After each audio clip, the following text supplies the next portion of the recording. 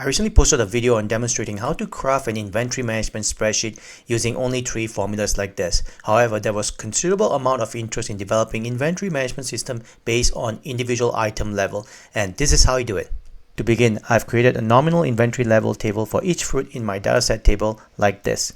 Next, to calculate the text-based inventory level based on the current inventory, I'll be applying this formula. In a nutshell, the first condition checks if the current Apple inventory is less than or equal to the order now level in the nominal inventory table for Apple and displays order now if it's true. If it's not, it checks for low and normal level and displays the inventory level text accordingly. I've created a more in-depth video explaining this formula. If you like the video link, please leave a comment requesting for it. Alternatively, if you just want a copy of this formula, leave a comment requesting for that as well.